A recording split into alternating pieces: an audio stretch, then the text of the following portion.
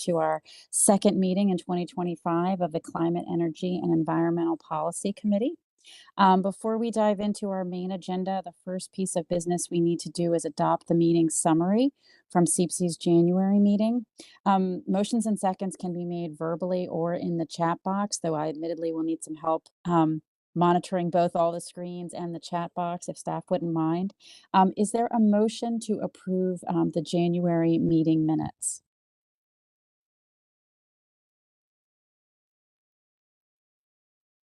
Well, this is John Lord with Fairfax County Public Schools, and I move that we approve the minutes as presented. Is there a second? Second. All right, great, thank you. I heard that from a few people. Hopefully staff can discern. I think maybe Jenny was one of them. So there's a motion and a second. Any discussion or changes to the minutes? All right, hearing none, all those in favor, please either say aye, throw up a hand emoji, turn on your screens and wave. Thank you, John. Please verbalize any ayes if you can. Aye. Thank you. Thank you, everybody. Aye. All right, we're going to pause with the ayes. Are there any no votes? I'm not hearing none. Are there any abstentions? All right, the hearing only aye votes. Thank you, everyone in the chat and the emojis. The meeting minutes are approved. We're going to move on then to the orientation session, which was discussed in our last January meeting. COG staff Maya Davis is going to handle an orientation overview for us. So I will hand it over to Maya. Great, thank you and good morning. I think maybe Alyssa, can you pull up the presentation? You have a chance. I hope everybody gets outside this morning or this afternoon at some point. It's a beautiful spring day. But yeah, so we do the orientation every year in March to welcome new members, give new members an introduction, but it's always a great reminder for everyone of why we're here and what we're doing and what our purview is. And so I will just take a few minutes to go through this. Happy to take any questions as well. So next slide, please. So we are COG, we are a nonprofit association. We bring together elected officials and staff and other local and state representatives and stakeholders from across the region, across 24 local governments in 3 states. And Region Forward is our overall overarching common vision to ensure a more prosperous, accessible, livable, sustainable, and equitable future for the region's residents. Next slide, please.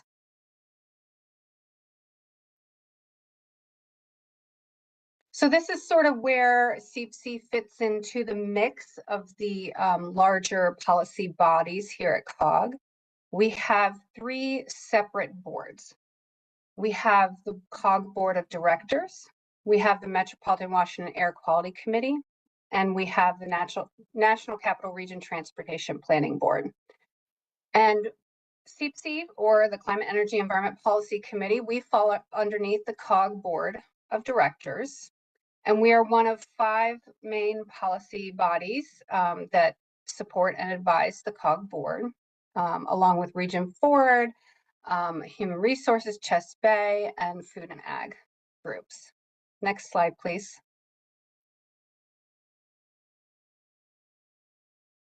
So CEEPC was created by the COG board in 2009 to provide leadership on climate change, energy, green building, alternative fuels, solid waste, and recycling issues.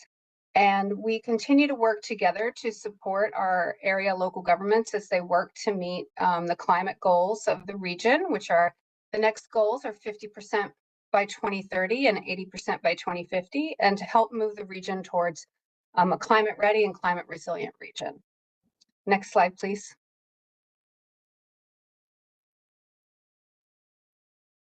So this is, so we had this slide a second ago about like what happens above CEEPC, and sort of this is what is under CEEPC's umbrella here. We have a lot of great supportive working groups And that includes our Built Environment and Energy Advisory Committee. So that's going to be a lot of the local government, sustainability and energy and climate managers, for instance.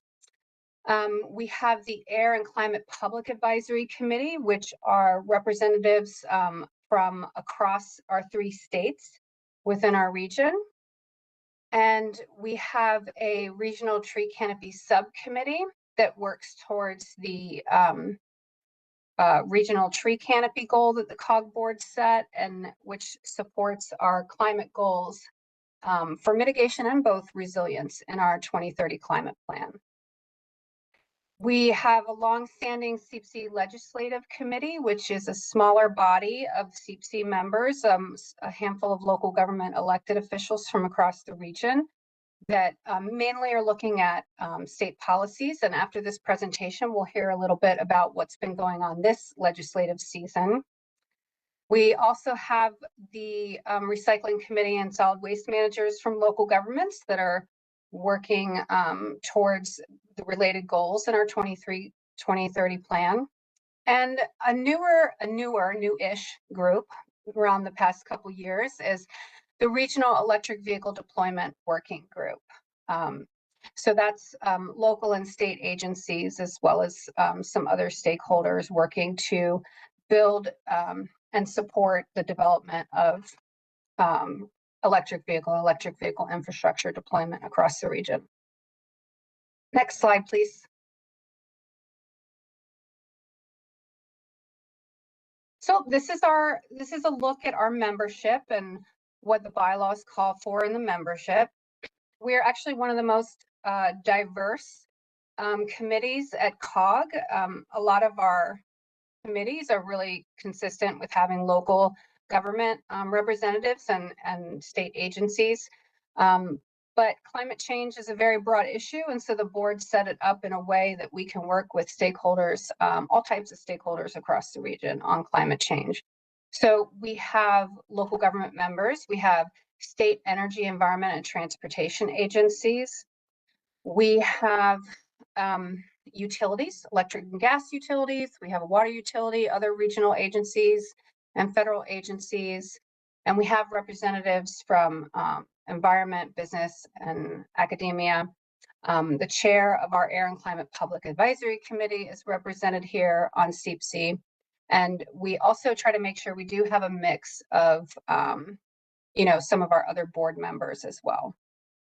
Next slide.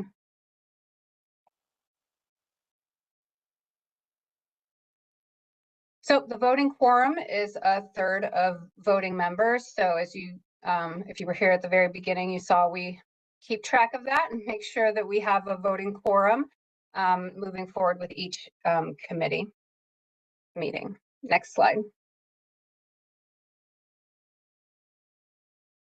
And here's the core staff support that you have here. Jeff King is our director.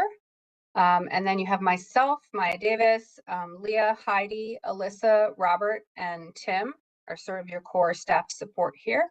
And we currently, and we do this usually a couple times a year, have members of the DC Sustainable Energy Utility Workforce Development Program that we bring into our team and are supporting our work, and we're supporting their development through workforce development.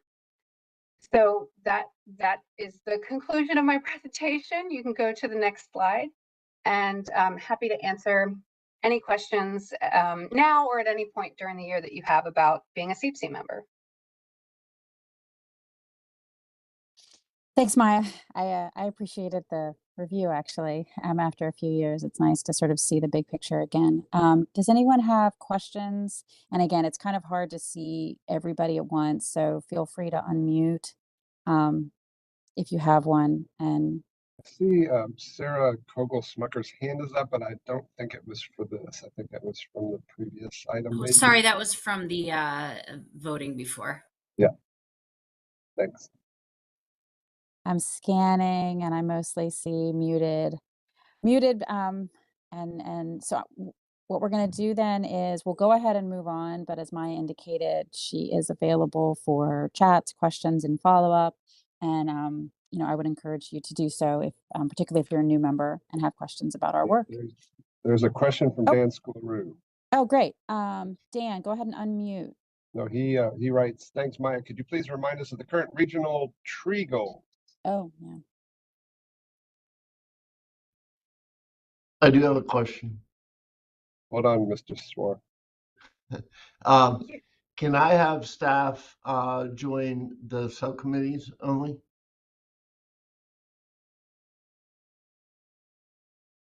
Represent the county at the subcommittee level?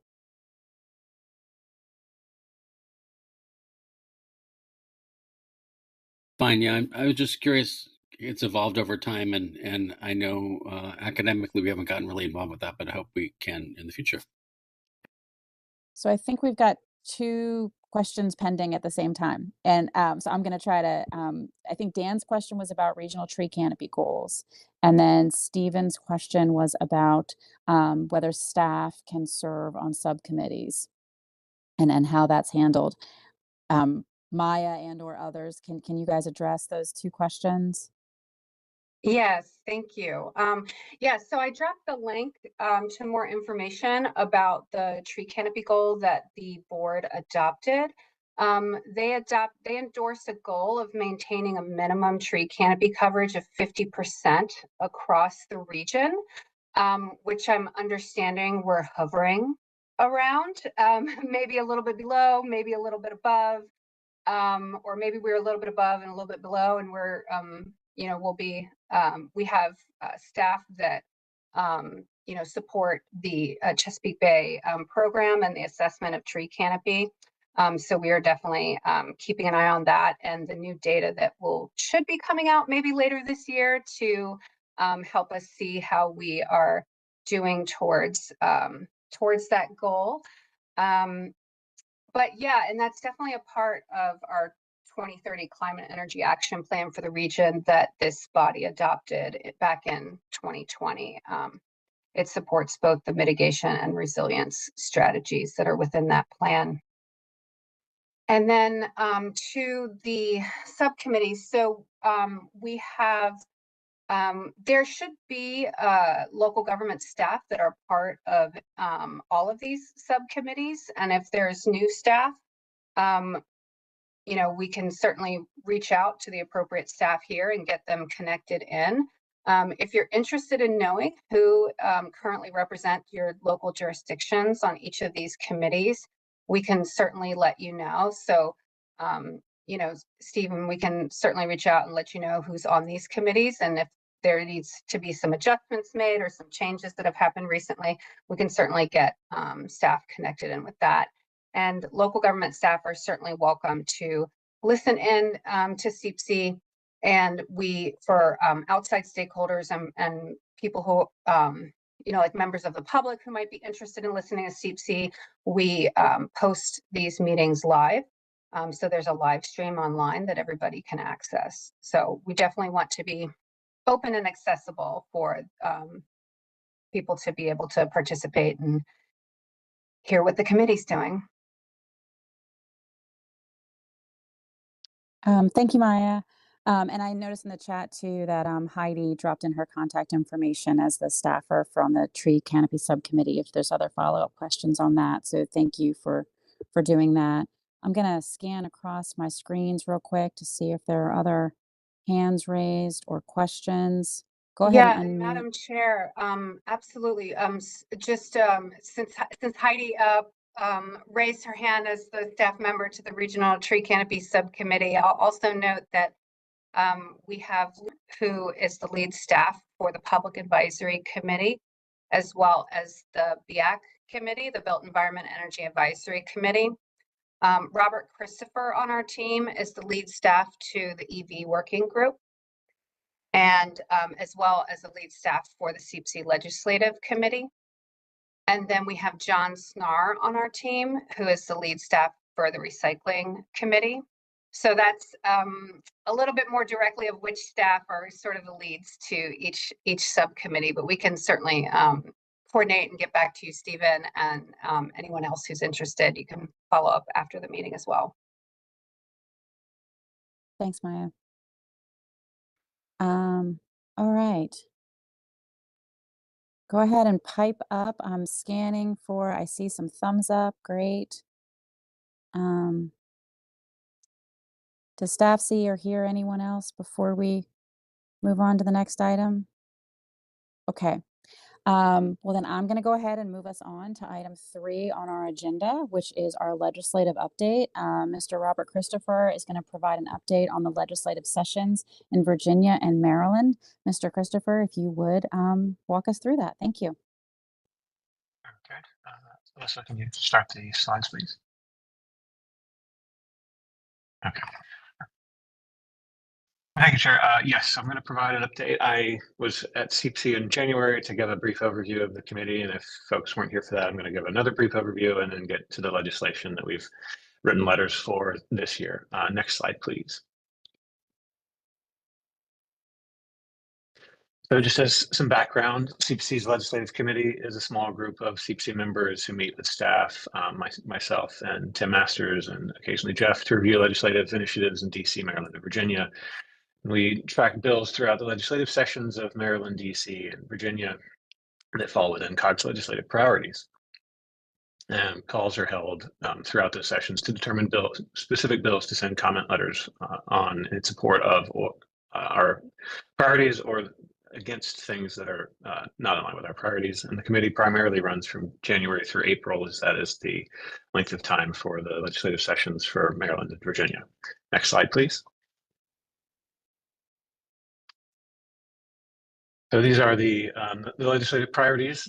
COG adopts new legislative priorities every January that cover transportation funding, housing, the environment, which is of particular interest to us here at CEEPC, which is for water quality, climate resiliency, and air quality, as well as human services, public health preparedness, homeland security, food security, and infrastructure investment. Next slide, please. So the specific COG legislative priorities for this year are to support policies that meet the region's climate goals, support multi-sector actions to reduce greenhouse gases, ensure sustainable, secure energy access for all, support aggressive state renewable portfolio standards, expand clean energy innovation, technology, and finance, support aggressive energy efficiency goals, as well as enhance incentives and financing mechanisms for resilient infrastructure, as well as supporting policies that preserve and protect regional air quality and public health. Next slide, please. So these are the key dates for the various legislative sessions. The Virginia session started on January 8th and ended on February 22nd, with bills making their way to the governor's desk yesterday. So there will be some updates on those. And then Maryland session also started on January 8th, and crossover was just about like a week ago, 10 days ago, and will adjourn in the second week of April, and DC's just started a new 2-year session. Next slide, please. So the next 2 slides are letters of or bills that we sent letters of support for in Virginia. The first is HB 1616, which would have established a offshore wind industry workforce program and fund. And it would have directed the director of the Department of Energy to identify and develop training resources to advance workforce development in the offshore wind industry in the Commonwealth. This initiative aligns with our priorities to reduce greenhouse gas emissions and meet the region's climate goals. The second House bill is House Bill 1819, which would have made changes to the Commercial Property Assessed Clean Energy, or CEEPC, financing program. And it would have added a definition of property owner to include lessees and provide that lessees may be eligible for CEEPC loans as long as they comply with certain conditions. And this supports our priorities to expand clean energy innovation, technology, and finance. Next slide, please.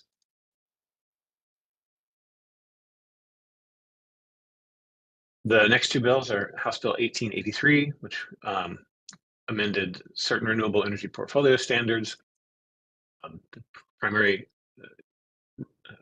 amendment being the removal of a requirement for solar-powered or wind-powered generation facility to have a capacity of no less than 50 kilowatts to qualify for third-party power purchase agreements under a pilot program. And this bill, it promotes the deployment of renewable energy within Virginia by easing restrictions and encouraging the use of existing sites developed for new solar projects. And then finally, we had Senate Bill 1040, which is a renewable energy portfolio standard requirement, which is a companion bill to House Bill 1883. Next slide, please.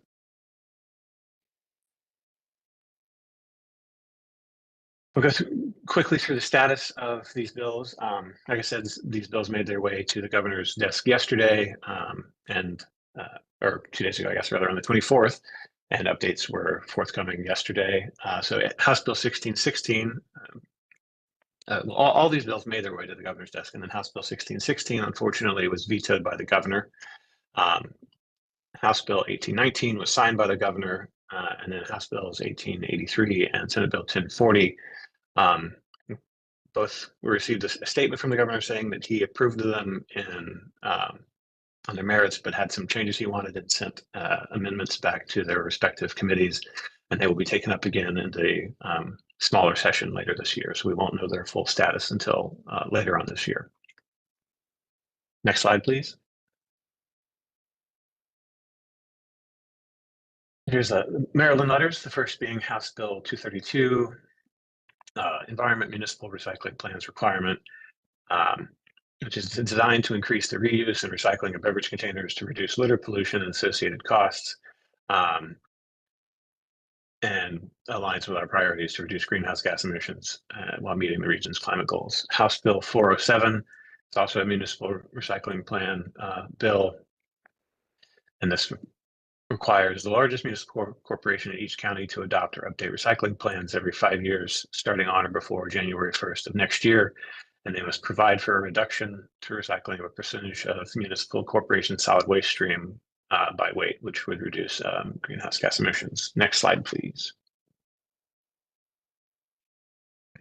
Also, Senate Bill 149, known as the RENEW Act, or Responding to Emergency Needs from Extreme Weather Act of 2025, would establish the Climate Change Adaptation and Mitigation Payment Program in the Department of the Environment.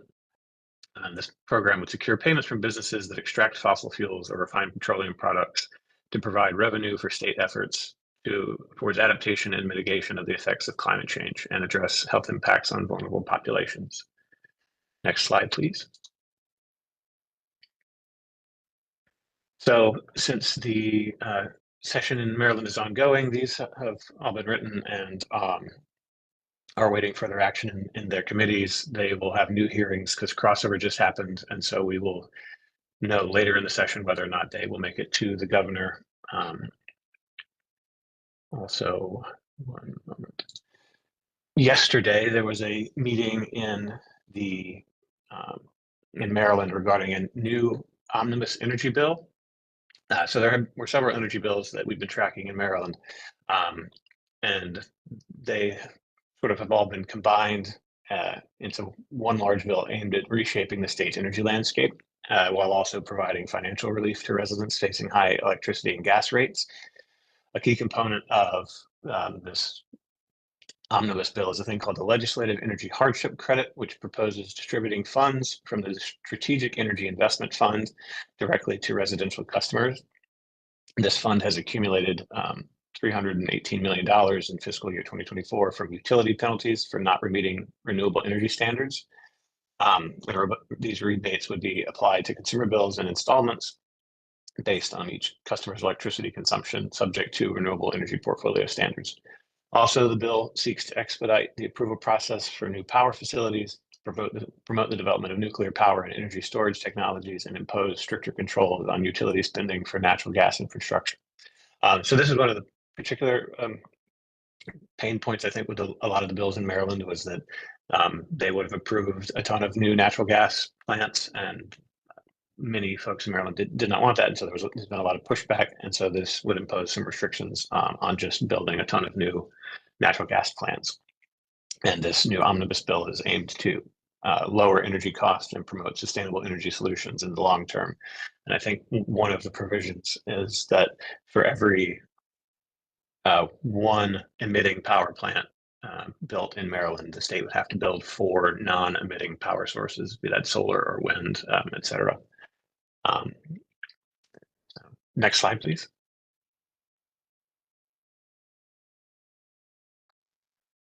So that's the update on both sessions so far and where we stand with the letters that we've written. If there are any questions, Tim and I will try and answer those for you now. Thank you. Thanks, Robert, and for everybody who served on the subcommittee and sort of helped give feedback on the letters. I appreciate that and that process. I have a quick question to kick it off, and then I'll look through for others. With the Virginia bill being sort of referred back to committee for further evaluation this session, do you anticipate us having further observation or input in that process? We can continue to track those. Since we've sent letters on them already, I think it would be prudent to do so. Okay, yeah, I appreciate that. Has that session been set yet? Have they said when they're going to reconvene? I do not know Yeah. off the top of my head. Yeah, I don't either. Okay, well, we'll keep an eye out for when that happens. Do others have questions? And again, feel free to just unmute. Yeah, there's a couple of people asking if there's a bill number for the omnibus bill. I just put a link to an article in the chat, but I didn't see a bill number in it. Yeah, so I read through that article and I was not able to identify a number for the new omnibus bill. But we can keep looking and provide that to the legislative committee if when one appears. Nope, Tim has put into the comments that the reconvene session is scheduled for April 2nd. Oh, wow. Okay, great. And thanks for checking the chat. And Tom has asked for oh, it's been shared. Sorry, I'm trying to catch up real quick. Anyone else have a question they haven't dropped in the chat? Feel free to unmute.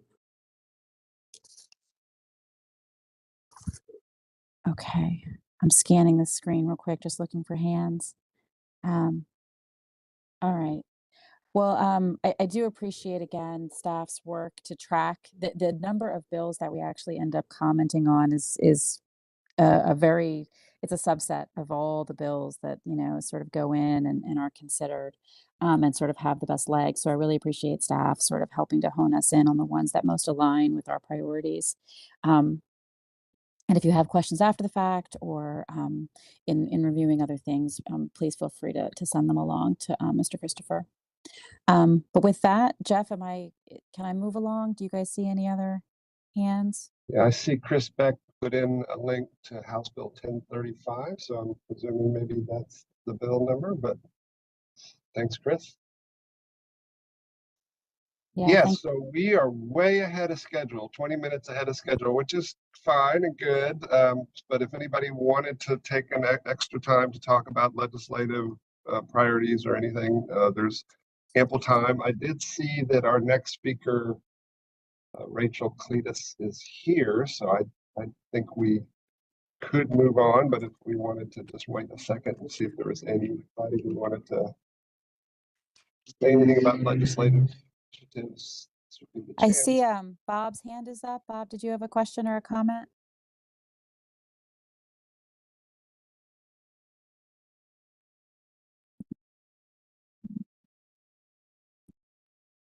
Maybe that's a lingering hand. I also see Cindy has put on her camera. I'm not sure if Cindy had a comment. Dabala there.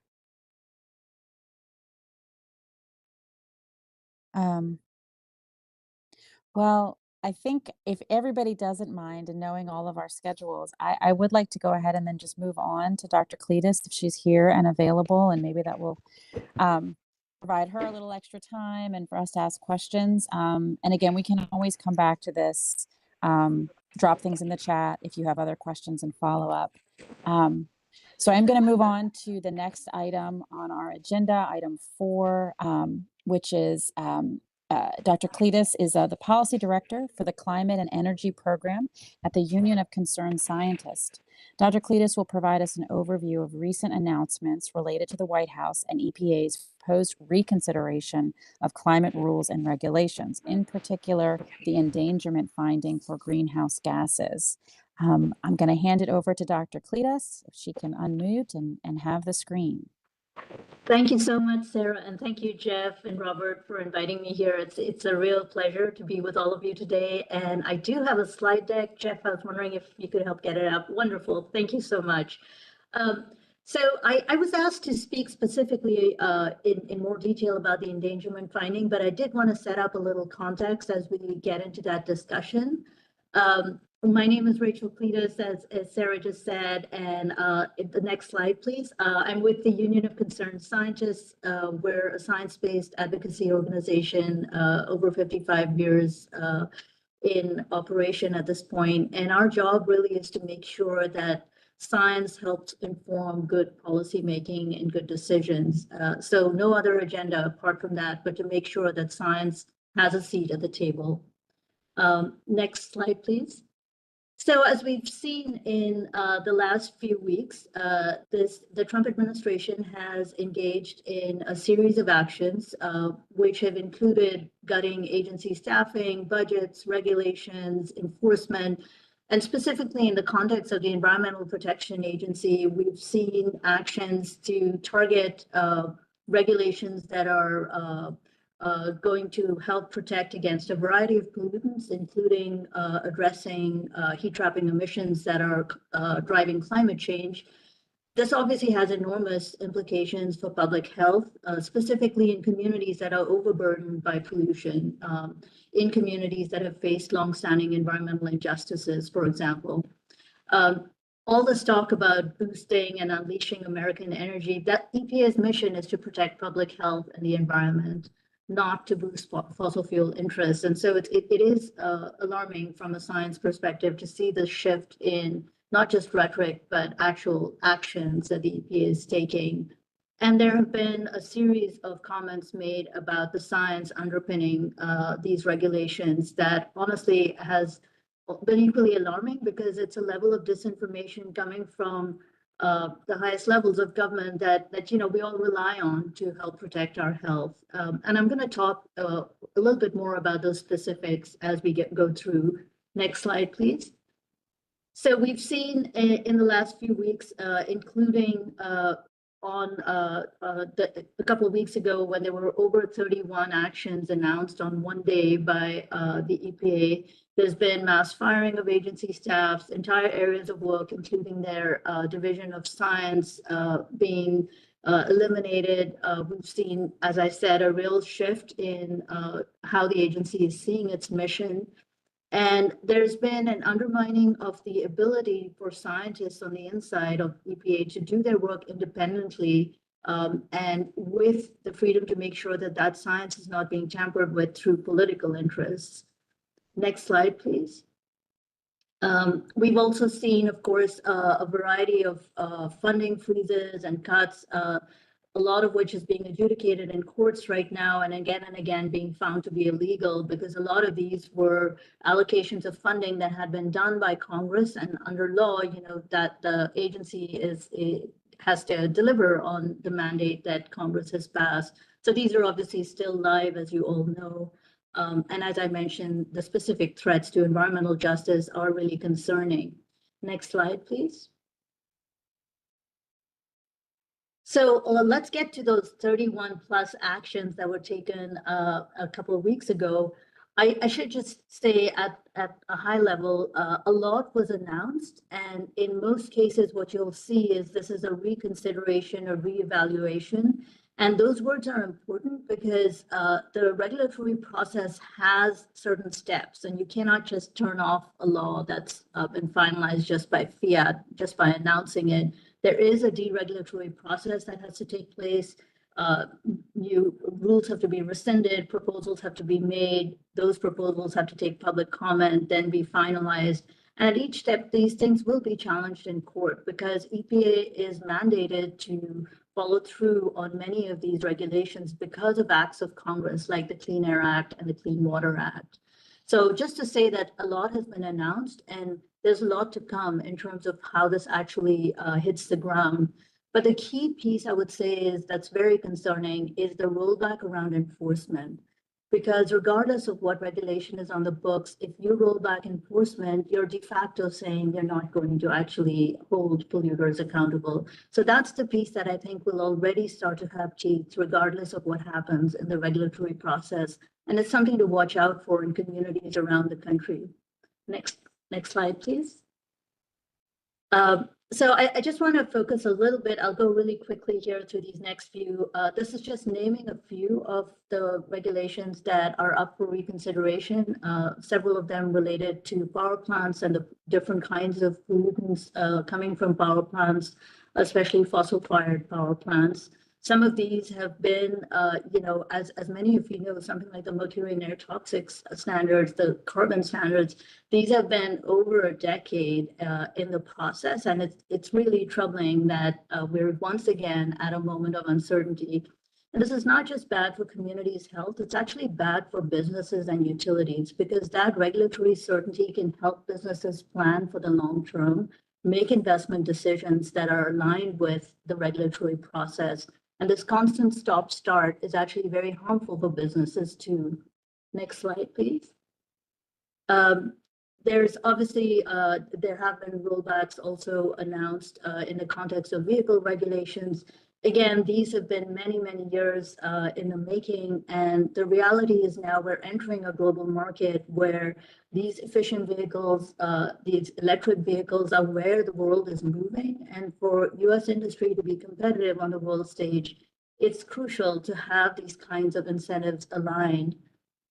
And I can't say more about how much it means for public health and for consumers' pocketbooks for us to start to transition away from fossil fuels towards these more plentiful, clean forms of energy in the transportation sector as well. Next slide, please.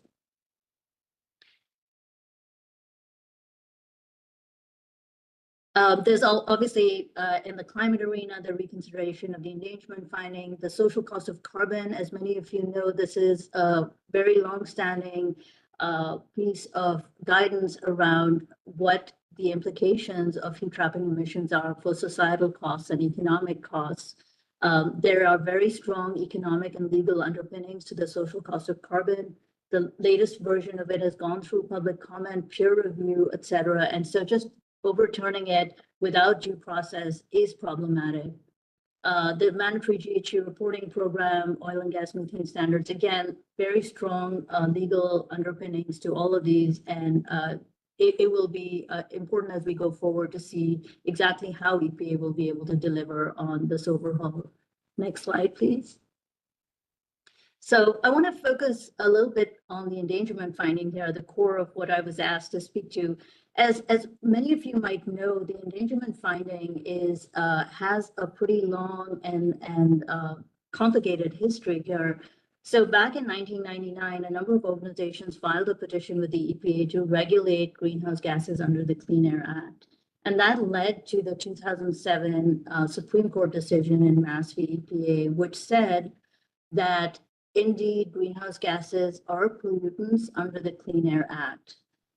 Now, what that Supreme Court decision said was that then EPA needed to go and find out if these emissions harm public health and the environment. And if they posed harms to public health, then under the Clean Air Act, EPA was required to act. But just to be clear, the 2007 court decision on its own doesn't trigger regulations unless there's an endangerment finding.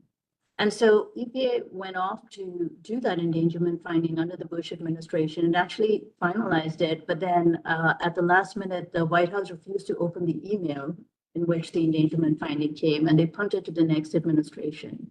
So in 2009, the Obama EPA finalizes the endangerment and the cause and contribute findings. So there were two findings here. And I'll talk a little bit more in detail about this, but what I want you to recognize in this timeline is here we are in 2025, and we're still, as a nation, not moving forward to solutions. We're still going back to revisiting what has been long-standing facts. And one recognition is that the endangerment finding, once it was finalized, immediately created this obligation for the EPA to act, a responsibility and an authority to act to regulate. And I think what this administration is trying to do is undermine that bedrock, so that's a backdoor way to take away all those regulations I just talked about. You can go after them one by one, or you can strip the endangerment finding and then remove that legal bedrock and say, well, in that case, we don't need to regulate. But not so fast, because the endangerment finding stands on very, very firm ground. Next slide, please. So this is just a summary of literally what the endangerment finding says, and what it was very clear about, having examined the vast body of science at the time, that these greenhouse gases, these heat trapping emissions, do indeed harm public health and welfare, and not just for current generations, but for future generations, because of the long-standing impacts of climate change, that these emissions stay in the atmosphere for hundreds of years, and the impacts they unlock will continue to affect future generations. So a really important recognition there about both current and future, and all of these major greenhouse gases in that endangerment finding. Now, in 2009, based on the science then, this was a very strong finding. And as we all know, the science since then has become even more dire and unfortunately compelling, because we are continuing to see, as emissions rise, very, very profound changes happening in our climate. And it is having widespread impacts already all around the nation. When you see these fearsome heat domes, these incredible wildfire seasons, we're seeing supercharged hurricanes. So there's no denying the reality of climate change. And the science, both through the National Climate Assessment, through the IPCC, et cetera, is very stark at this point. Next slide, please. The other piece, which often doesn't get mentioned as much as the endangerment finding, but is equally important, the original Supreme Court decision came in the context of vehicle emissions. And what was important also for the EPA to find is that not only do greenhouse gas emissions cause public health and welfare challenges, but that the emissions coming from motor vehicles specifically are contributing to that greenhouse gas pollution.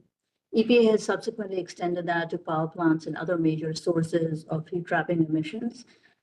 So it's both these things together set up why the EPA has then the authority and the responsibility to go forth and start making sure that it's addressing and setting pollution standards for heat trapping emissions from these major sources. And that's what they've tried to do, unfortunately, with a lot of setbacks along the way. Next slide, please. So at this point, I do want to just bring in some basic scientific facts. So this is a headline from the 5th National Climate Assessment that was released under the previous Trump administration, the first term. And you can see it's very clear that it's unequivocal now what the science says about heat trapping emissions, the impacts they're having, and what will happen if we fail to curtail these emissions going forward. Now, in the course of the announcement that was made a couple of weeks ago about revisiting the endangerment finding, we saw a lot of recycled arguments from the administration that they tried to float as reasons to revisit the endangerment finding. So first and foremost, I just want to say, as I just said before, the science is very, very clear. So that is not a basis on which to revisit the endangerment finding. If they were to go back and reopen another scientific finding, it would only be more compelling and stark. So just absolutely no room for undermining it on that front. They have brought up a few other spurious arguments, and I call them spurious because they have come up over a number of years since the endangerment finding was reached, and they have been shot down in the courts. So, for example, one of the arguments that was mentioned is a failure to consider cost. Now, I just want to be very clear that this very same argument was brought up in a 2012 legal challenge in the DC Circuit. It's called Citizens for Responsible Regulation versus EPA. And in that challenge, the court was very clear that that argument is not compatible with how the Clean Air Act is written, how the endangerment finding portion of that is written, and how the Supreme Court decision, Mass v. EPA, is written. Both of those make it very clear that only scientific evidence about the risks need to be considered. This is not a context in which the cost of anything that follows needs to be considered. So that argument has already been raised, has already been shot down in courts. So the fact that it's being brought up again, it doesn't seem to make sense. And then the one I'm very confused about is this argument about the 6 gases and lumping them together versus looking at them individually. I mean, the fact is, from a scientific perspective, each one of those heat trapping emissions contributes to climate change. They have different heat trapping potential. So methane is a very potent heat trapping emission on a shorter term basis than CO2, but all of them contribute to climate change. So I'm not sure what separating or lumping, or again, it's not clear what argument is being tried to be made there. And then there is some conversation about whether the Chevron decision affects the endangerment finding. And here I want to be very clear that absolutely it is not, because the Mass v. EPA SCOTUS decision was not premised on Chevron. It is a singular finding based on whether or not heat trapping emissions count as air pollutants under the Clean Air Act. And it's very clear on that front. So the question is the aim here to actually not just attack the endangerment finding, but go back and revisit Mass v. EPA, that 2007 SCOTUS decision, perhaps, and they could make a run at it, but the reality is it would be very, very hard for any court to, in a straight-faced way, say that the science on this is not clear. So again, they're grasping for straws here, and I think this is a fool's errand, as many have said, but the reality is it's wasting a lot of time. It's wasting taxpayer money on an exercise that I think will be ultimately futile, but in the meantime, we're slowing down what could be efforts to help address these impacts, protect communities, move forward in solutions. And that, to me, is the most detrimental part of this exercise in trying to revisit the endangerment finding. I will say that it should be a transparent and open process, should they do it, and hopefully science will be at the table, independent science, and this won't be some cherry picking exercise. Next slide, please. Just to leave you with a little bit more about the science here. Sorry, could we move to the next slide?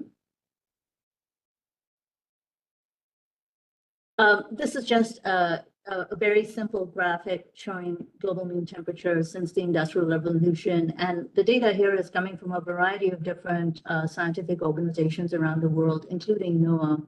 So you've got Berkeley Earth, you've got the Hadley, Met Hadley, which is the UK Meteorological System Center, and then you've got NOAA, there's the European Copernicus, and all of them are showing a very clear trend here that is so indisputable. We're seeing record rise in temperature. We're seeing year upon year where we're breaking records on heat, but also on a range of other climate-related impacts.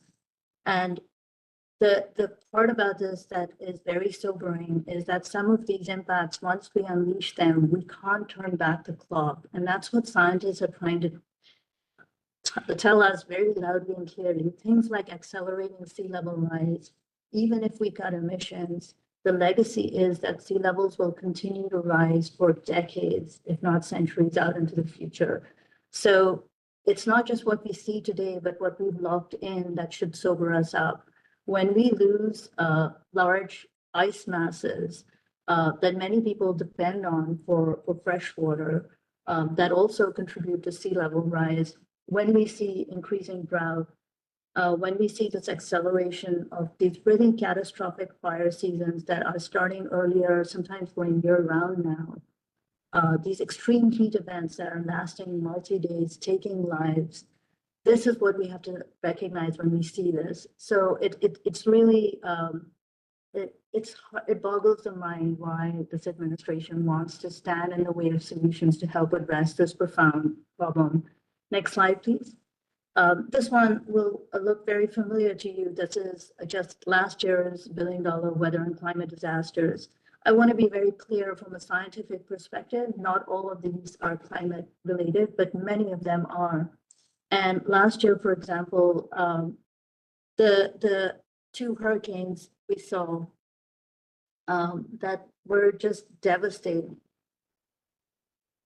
were intensified because they were going over very warm waters. And we're starting to see this trend with hurricanes where, because the ocean temperatures are so high, they intensify very quickly, and that makes it harder to get people out of harm's way. And they're often barreling very far inland, as we saw with Helene, affecting areas that we have never thought that they were at that kind of a risk of hurricanes. So this is just a snapshot, but we're seeing these kinds of disasters intensify, and they are affecting people all across our nation already. Next slide, please.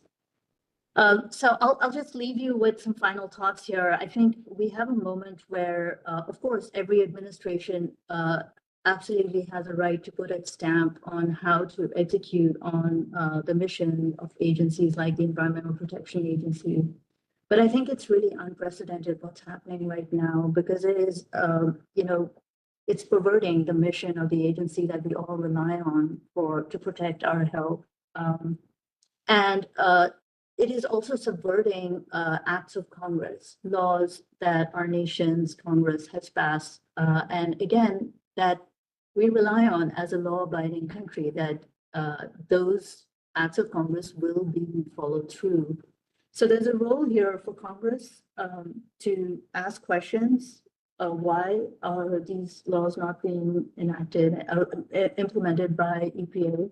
There's a role for those who care about science to really ask why science is not being taken into account when we're making decisions that have such huge implications for public health. And there's obviously a role in the courts. Many of these decisions can be announced with much fanfare, but they will be challenged in court because they are going against the statute. And courts will have to find on the merits whether or not these kinds of attacks can go forward. So I'll stop there and happy to take any questions. I want to thank Dr. Cletus for joining us and providing very sobering presentation and facts. I had a question, but I want to first open it up to the rest of the floor. We did have a member ask if you don't mind sharing your contact information, Sure. perhaps dropping it in the chat. But do other members have questions? Feel free to unmute. Hello. Yeah, go ahead, Bill. Okay, this is Bill Washburn, the chair of ACPAC. And first I want to thank Dr. Cletus for this presentation, because it mirrors a lot of the very concerns that members of ACPAC have about what appears to be an ideological attack on established science and on solutions that states and the federal government have been working to implement literally for decades. I have one question, and that is this, and I'm raising this because I had a discussion just a couple of days ago with a friend, and they were repeating a rationale that, well, climate change, temperatures have risen, temperatures have fallen, and all of this. And what I could not explain to them was the fact that the rate of rise in the global temperature in this planet, and as your graph showed, particularly over the last, 80 years, I don't think it's been seen in the previous history of the planet. And I'm wondering what information you have with regards to that? I mean, am I off base? Or, I mean, the deal is we got human caused climate change. And these changes that are going down at the federal level, we're very concerned with the ACPAC because,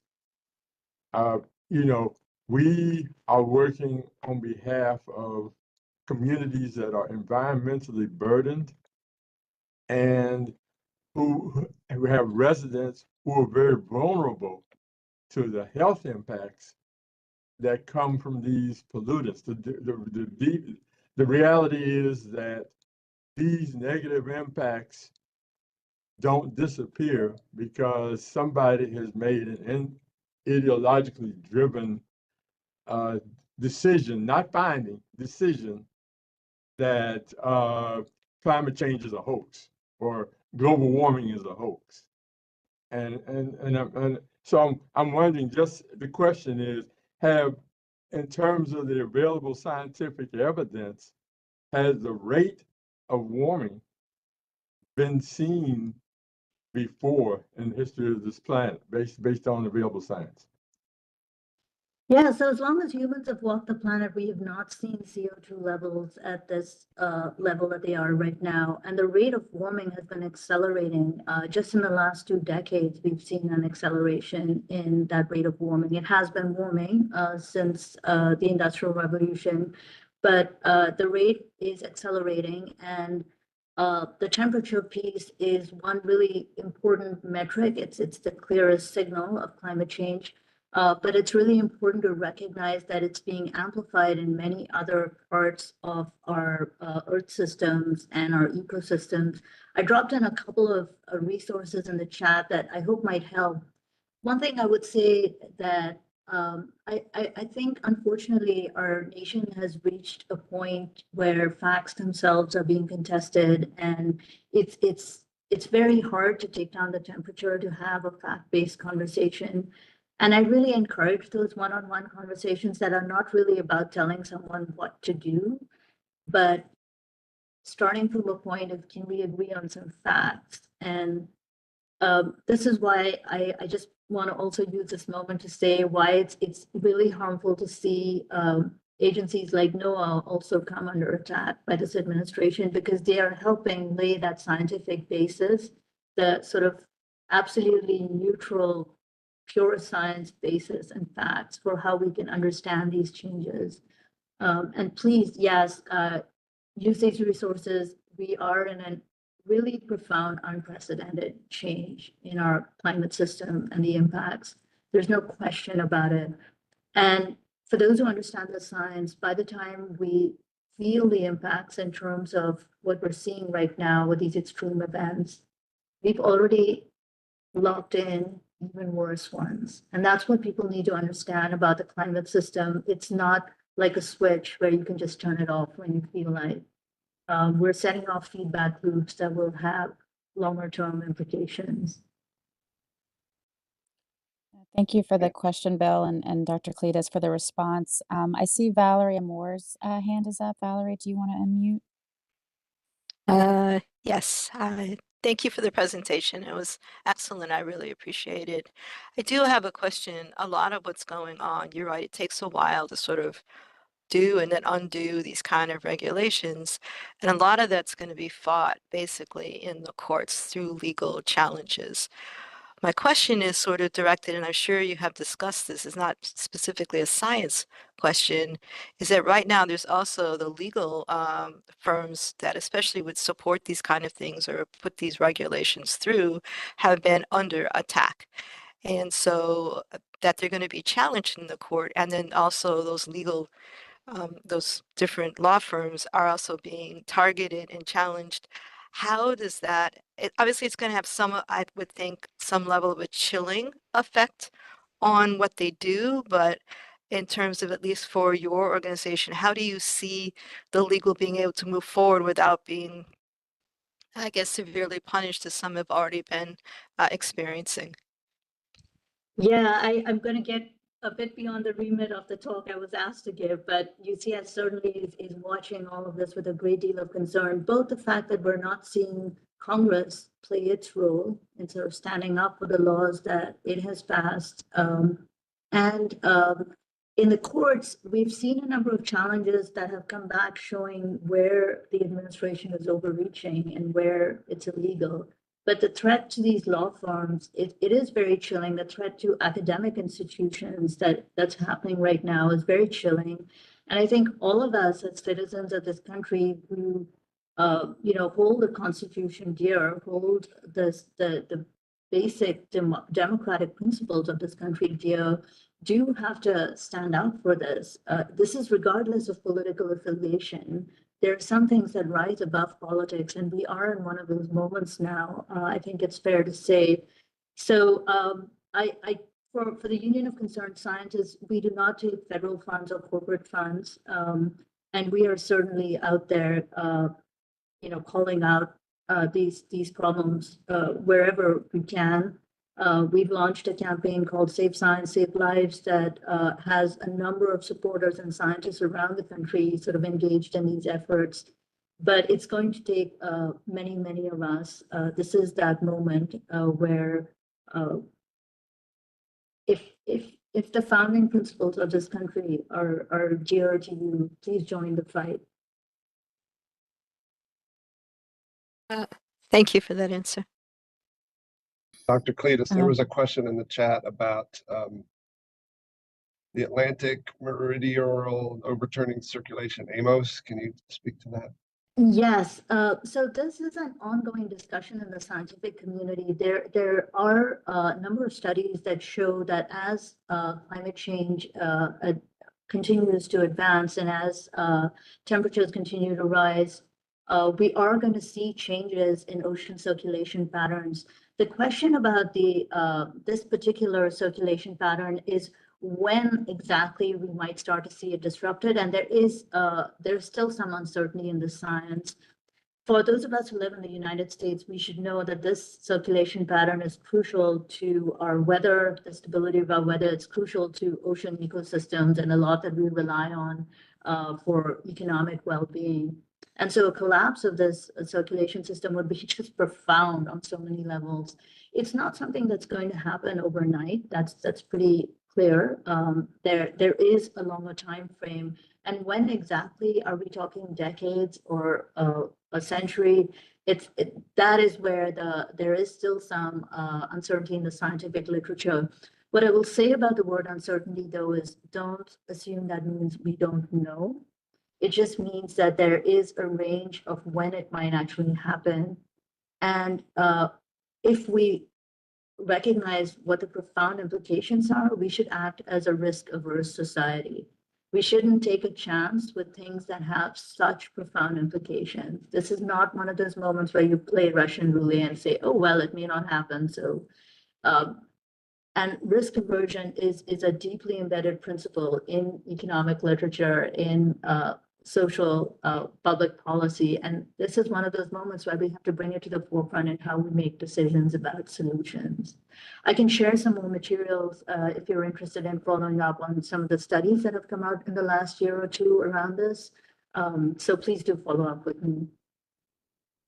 Yeah, and there was another question here. Does the Union of Concerned Scientists have a strong advocacy presence in Congress, Capitol Hill? We do have a government affairs staff that work on the Hill. We often try to bring staff scientists and scientists in our network to the Hill so that folks in Congress can engage directly. We're always trying to make sure that we put good information in the hands of folks in Congress. And on the endangerment finding and climate science in particular, we've done a number of presentations, met with folks on the Hill, always happy to do more of it. So if you have recommendations, please do let us know.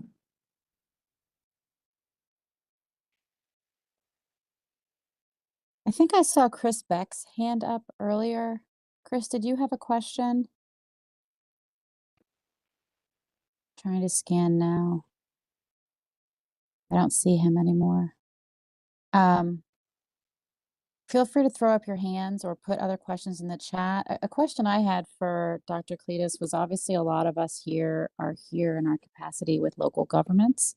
And I'm curious what you would suggest as the key actions sort of local governments can take. I mean, we obviously are, recipients of some of this IRA, IIJA, funds and grants. And if that's going to be in question or at least be slowed down. Do you have, areas that you would prioritize, for us as local actors in terms of funding or programmatic efforts?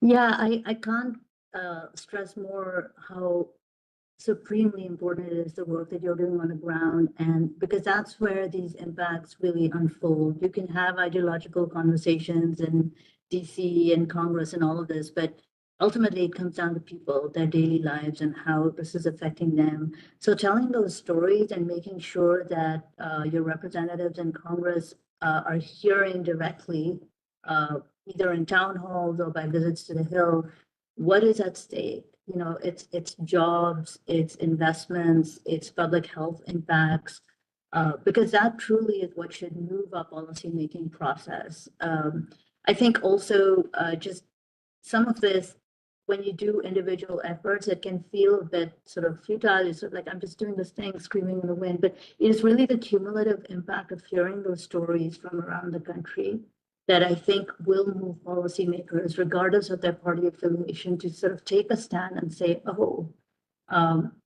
this is clearly not working for my constituents. So please do keep doing that. And if there are ways in which any of the science that we do or the information we have would be helpful, we're always happy to come and engage with folks on the ground to hear more and share what we know as well. No, thank you. And I think I know locally, one area where we found more common ground is on flooding. We talk a lot about air quality and clean water, but flooding impacts, particularly in Alexandria, it has built common ground with places throughout the state, and other regions. And so it's visual, people feel it, they see it in their homes, they see it in their streets. And so I've found flooding has been a way in sometimes in climate conversation, as a visible impact. Absolutely. Yeah, because right now with accelerating sea level rise, it doesn't even take a storm. It's just high tide flooding that's reaching further inland and affecting, so many economic assets, infrastructure, homes. And then you have these extreme impacts that are sort of tipping the point, and we can see it in the insurance market now. So many homeowners struggling around the country, insurance rates skyrocketing, losing insurance. We're seeing climate change is no longer some distant, faraway thing that scientists are talking about. It is now affecting our daily lives, including our economy. And I think that's why these conversations about costs really have to take into account these kinds of costs as well. They are pocketbook issues that consumers are dealing with. Yeah. John Lord, I see your hand is up. Do you want to unmute? Yeah, thank you. I just wanted very much. I just wanted to say thank you to Dr. Cletus, and that you have a very relatable teaching style, a great mix of passion with objectivity. And I was just wondering if I could share with the committee here that many of the committee members are elected officials who are on boards of supervisors or town councils, or their staff who report to those people. And I would just suggest that one of the most influential moves you could probably make is when you hold meetings with your school board and have a joint meeting, that you bring this topic up and that you suggest that the environmental literacy and knowledge of these topics and bringing the facts to students is really the job of the school system. And that if you could please encourage your school board member colleagues to prioritize this information, make sure it's built into the curriculum, even if it doesn't appear directly in your state standards in a clearly understandable and easily identifiable way. This information has to get out to students if we're going to have long-term success. I mean, clearly, short-term success requires lots of individual actions in lots of places, but long-term success, we have to create a culture that values the facts and values information and responds proactively to things rather than tries to do what we're doing now, perhaps. Anyway, thank you very much, Dr. Cletus. I really appreciate it. It was an excellent presentation. Thank you so much for inviting me. I really appreciate it. Thank you, John, for making that point as well, about the school boards and education, because I think to Dr. Cletus's point about eliminating cost from the conversation for young people, you know, it's their health, it's their future, you know, it's the air that they will breathe and the water that they will drink, and they can make that case really compellingly. You know, I found even working in Alexandria, it is youth who can break through sometimes in ways that to adults, you know, in ways that sometimes adults harden positions, and you know what I mean. And we get sort of wed to winning an argument, and I think sometimes youth can be very powerful to break through that. So I really appreciate like that reminder to all of us that we have natural allies there. I think with the young people who our choices are they're going to live with these choices, you know, that the adults are making. Thank you so much for that powerful reminder. Interestingly, in Alexandria, it is our schools that are some of our most environmentally sustainable buildings, and doing the most educational work about and sustainability. So credit to them. Were there any other questions or comments? Oh, Jeff, go ahead. Yeah, just one quick thing. Thanks, Dr. Cletus, for mentioning insurance. Just wanted to alert the group that Dale Medeiros and I have been in conversations with the reinsurance industry, which is taking note of this, and we're exploring ways to bring a presentation to this group, maybe as soon as July, on the insurance sector's view of this. So Wonderful. thank you again, Thank Dr. you. Cletus. No, that's we just got our FEMA map presentation here in Alexandria, and you know how those maps are constantly, you know, being reevaluated in light of changes. Well, Dr. Cletus, thank you so much for the presentation and for the conversation that it stimulated. Her email was dropped into the chat, so feel free to reach out. We appreciate your time and presentation today. Thank you so much. And yeah, please do feel free to reach out. And Jeff and Robert have my information as well. Thank you. Take Wonderful. care. Thank you so much. So we're gonna keep moving. We're still 5 minutes ahead of schedule. So we're gonna move on to item 5 on our agenda. This next item is related to COG's effort to conduct a mid-course review and assess our progress towards meeting our 2030 climate and energy goals. Today, Mr. Masters will provide us with a detailed update on one of the more important policy drivers of change, our State Renewable Portfolio Standards, or RPS. The RPS policies adapted in our region are driving much of the growth in renewables and have a significant impact on the greenhouse gas intensity of our electric grid. Mr. Masters will walk us through where we stand in meeting these targets, and we'll discuss implications for our ability to meet our 2030 goals. I can see his screen is shared, so I will hand it over to Mr. Masters. Thank you, Chair Bagley. Good morning, everyone. I'm Tim Masters. I'm an environmental planner here at COG, and I'm going to walk through this overview of renewable energy portfolio standards as they're applied across the District of Columbia, State of Maryland, and the Commonwealth of Virginia. I'm going to focus on how these programs align with and impact COG's regional 2030 climate goals. And if we can go to the next slide.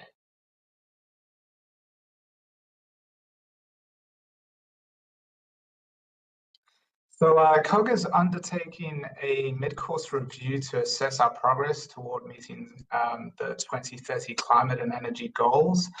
Just as a quick reminder, the COG 2030 Climate and Energy Action Plan aims for a 50% reduction in greenhouse gas emissions below 2005 levels by 2030, with a few other core goals, including becoming a climate-ready region.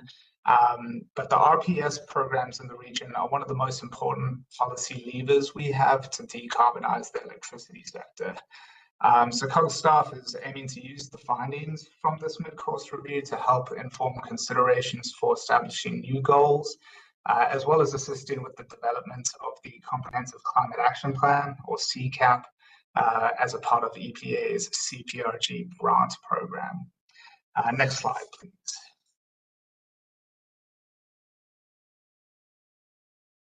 So this slide shows a table from our 2030 Climate and Energy Action Plan. It lists the climate action areas along with priority collaborative actions.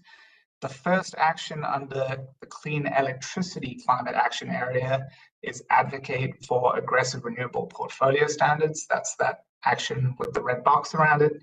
And just as an FYI, this is also one of COG's legislative priorities. And as I said on the previous slide, the RPS is really kind of our main policy lever that the region can really use to decarbonize the electricity sector. Next slide, please.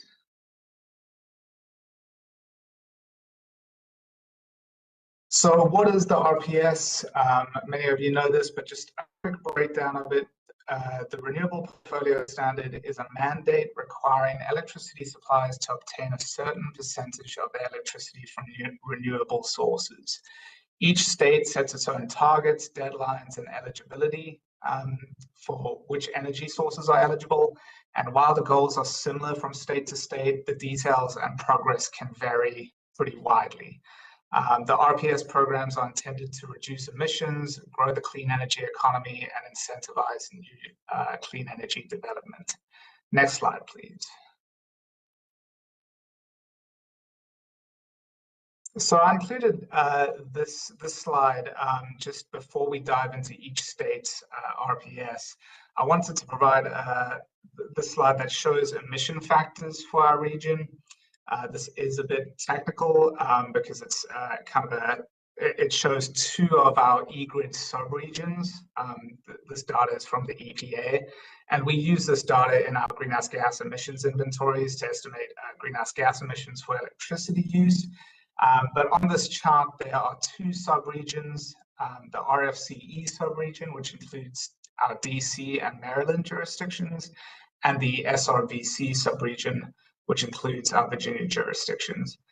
As you can see, the emission rates, which are, it's basically the pounds of carbon dioxide equivalent per megawatt hour. These emission rates have almost halved since 2005. They've dropped 48% since then.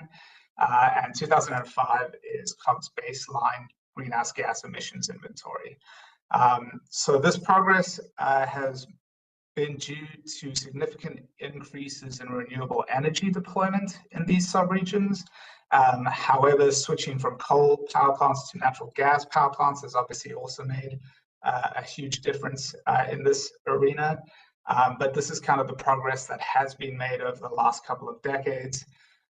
As we'll talk about a bit later on, meeting our 2030 goals is still going to be a challenge, and 2030 is just around the corner, but we'll get to that in a couple of slides time. So next slide, please.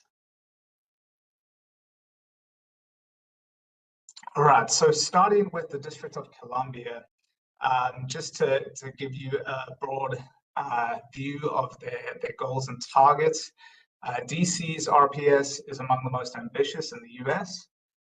It's a 100% renewable electricity by 2032 goal. And they also have a 5.5% solar carve out by that same year, and a goal of 10% from local solar by 2041. Importantly, that 5.5% solar carve out must be met with DC eligible solar, meaning solar that is actually installed in the district or serving the DC grid. Next slide, please. So in terms of current progress, there has been some real progress over the last few years. The last Public Service Commission report, which was for the year 2023, showed that over 17,000 solar systems were certified in 2023. DC has also exceeded its 2023 solar target with 268 megawatts installed.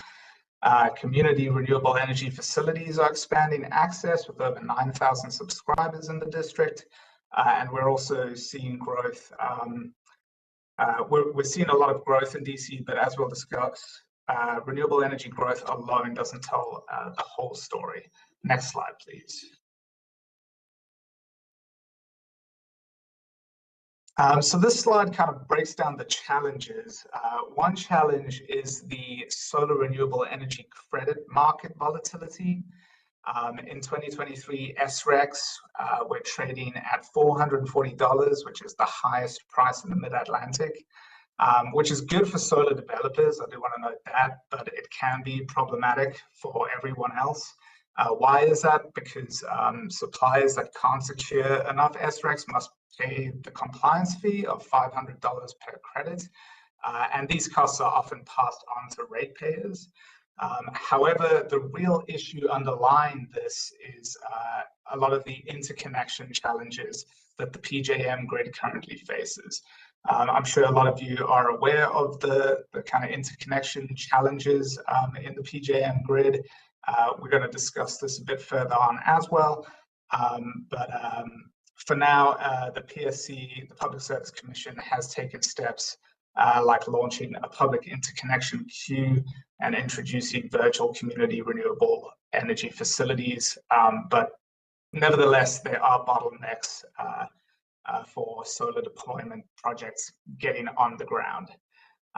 Next slide, please.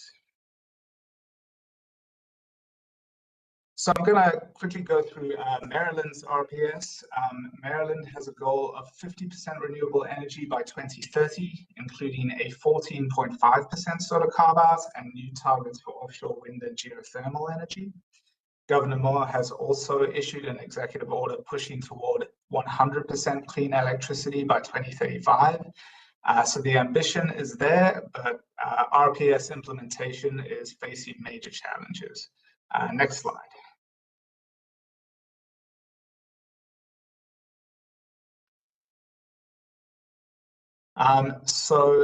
In terms of current progress, Maryland has mostly met its RPS through renewable energy credits, or RECs. But REC use doesn't always mean new renewable energy is being built, and that's a critical distinction. So while utilities are technically in compliance, Maryland is currently not on track to meet the real clean energy deployment that's needed by 2030, especially for solar and offshore wind. Next slide, please. So why is there a disconnect? This slide kind of lists out the challenges, and a few reasons for this disconnect are, again, interconnection delays at the utility level, a recurring theme, and we'll discuss it a bit further on in this presentation. There are also permitting and siting bottlenecks, and also rising electricity demand is something that is really a huge factor in both Maryland and Virginia. This has been driven by the building electrification, but also fleet electrification. And of course, data centers are kind of at the heart of a lot of these conversations with a lot of data center industry growth. Next slide, please. So looking at some policy initiatives in Maryland, Maryland is working to fix these challenges. A few of the reforms include new offshore wind procurement rules, removing interconnection restrictions for multi-jurisdictional projects. Maryland is also considering advanced nuclear technology and stabilizing solar incentives by maintaining a consistent compliance payment. But without major improvements to transmission and permitting speed, the 2030 goal will remain out of reach currently. So again, that interconnection issue is really a huge challenge for the region, as well as Maryland specifically. Next slide, please.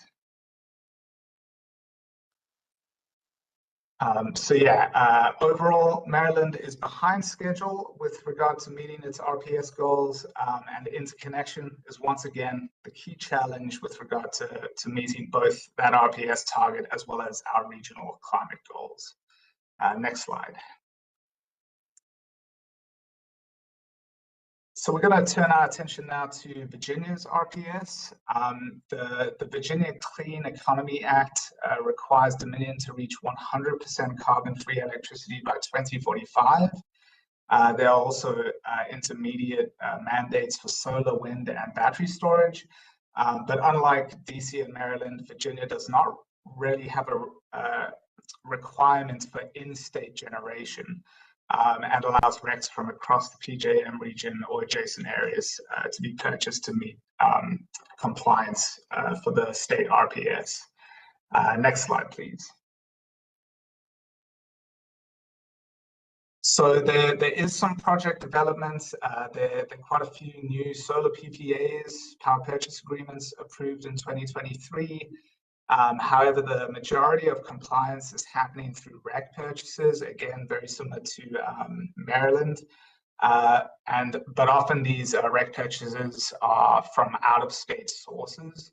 And this means that Virginia is meeting its targets on paper, but not always through clean energy deployment within the state. Next slide, please.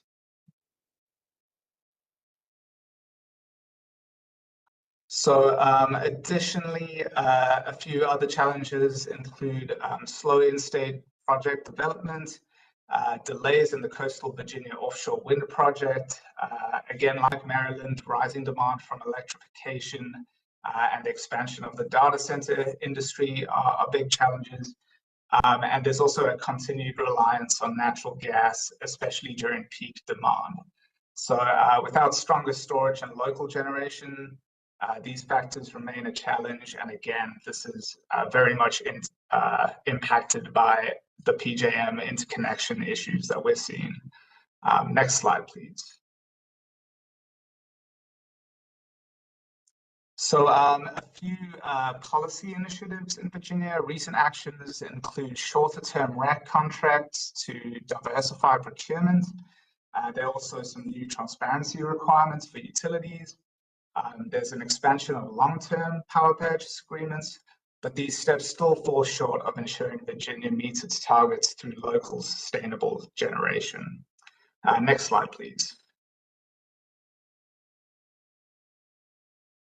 So in conclusion, Virginia is meeting short-term RPS goals similar to Maryland, but there's long-term reliance on out-of-state RECs, and natural gas energy is also relied upon pretty heavily. So those are the main challenges there. And again, very much related to the interconnection issues we're seeing. Next slide, please.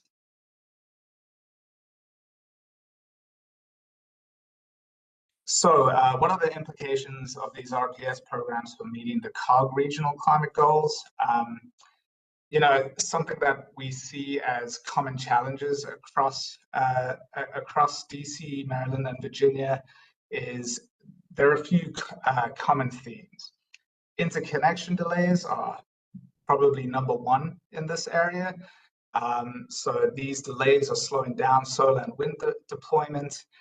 In PJM's territory, thousands of projects are waiting for grid approval. And secondly, there's a heavy reliance on RECs, particularly in Maryland and Virginia. This means we're importing clean energy credits, but not necessarily investing in local clean energy infrastructure. Next slide, please. Another common theme is equity concerns. You know, in DC, there are high SREC prices, which can limit access to clean energy, although I think DC has been quite proactive with remedying that. In Maryland and Virginia, community solar is growing, but again, it's growing quite slowly. And if these issues aren't addressed, we face a few risks, mainly, you know, missing COG's 2030 greenhouse gas reduction target, potentially higher energy bills for ratepayers, and again, potentially that may impact low-income residents, and also slower progress toward grid resilience and energy equity. Next slide, please.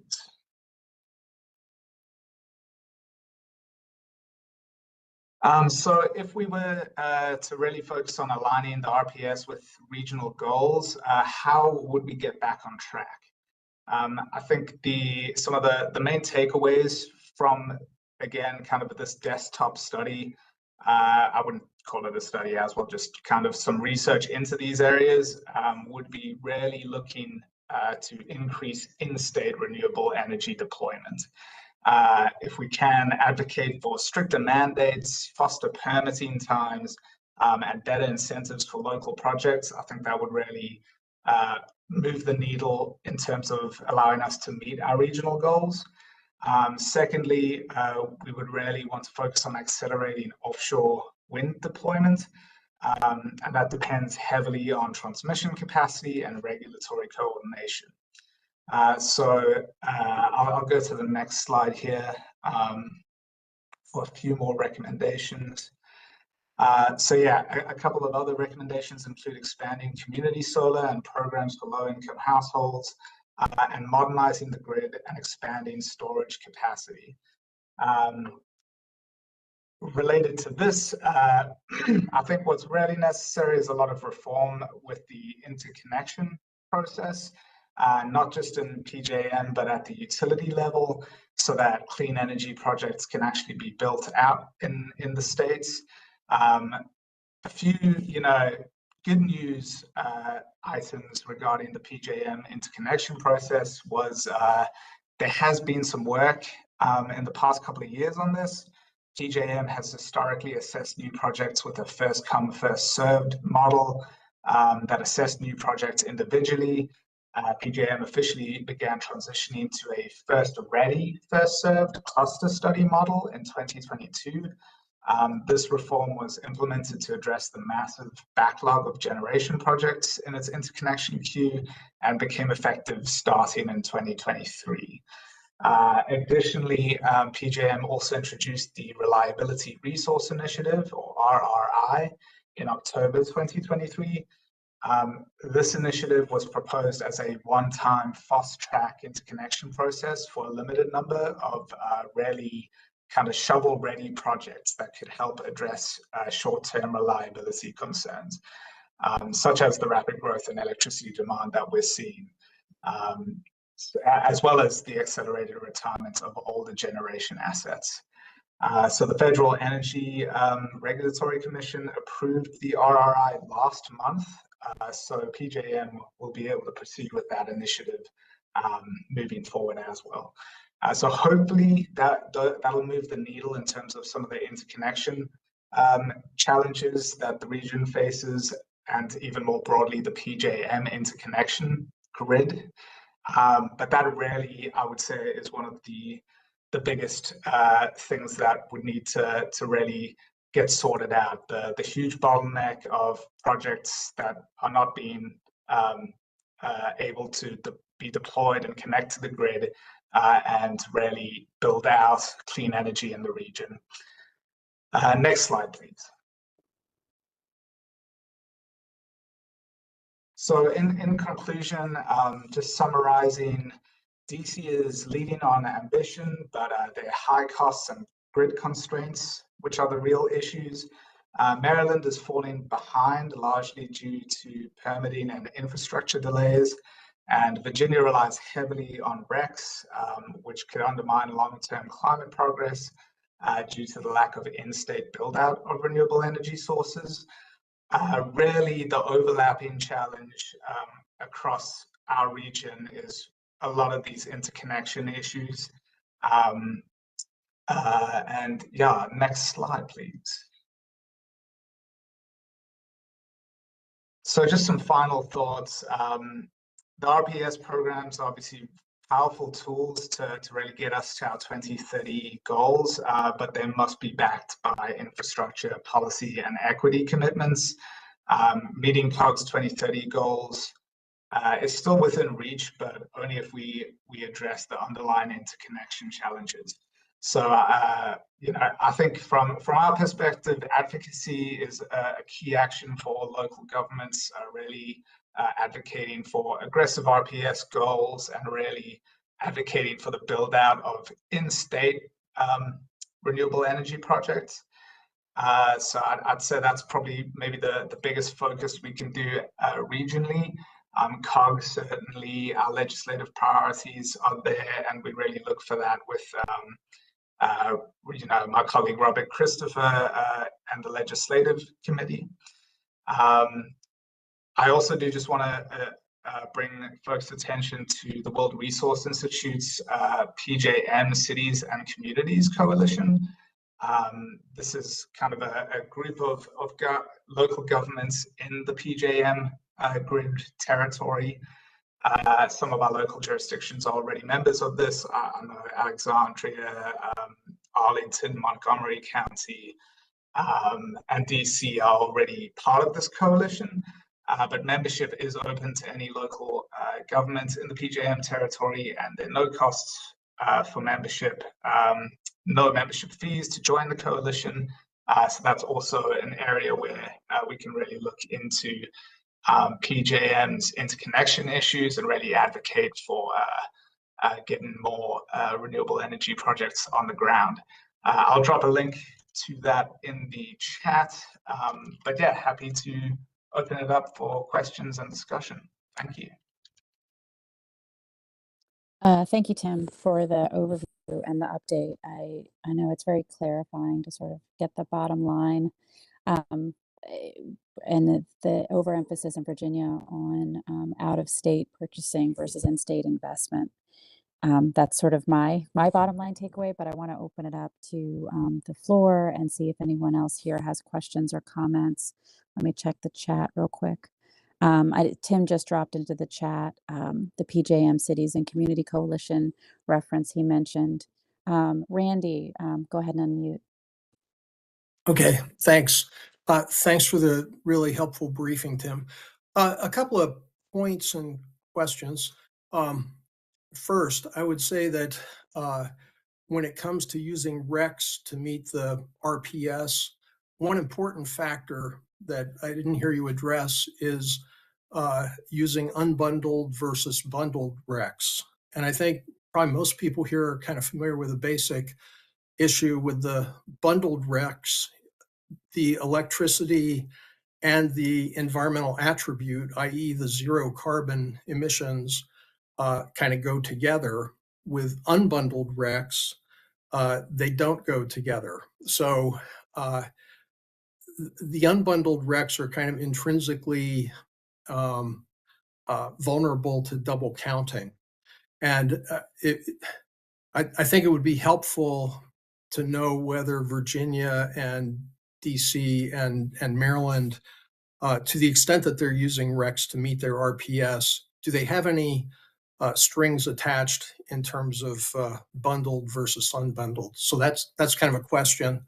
The point that I would make here is that to the extent that most of the load growth, certainly in Virginia, is attributable to data centers. It's partly EVs, it's partly buildings electrification, but the 800-pound gorilla is growth in data center demand. Probably the best way to hit our RPS would be to attach strings to data center development, specifically to require them to use 100% clean electricity as a condition of being sited. That would help a lot in terms of meeting MCOG's carbon goals. It would help a lot in terms of meeting the regional and various state clean energy goals. And to a large extent, it would be consistent with the corporate carbon neutrality goals that already exist with the data center. So the point is just that that's a very important key to success in meeting these RPS as well. But back to the question, can you tell us a little bit about whether the RECs can be bundled or unbundled? Thanks. Sure, thanks for the question, Randy.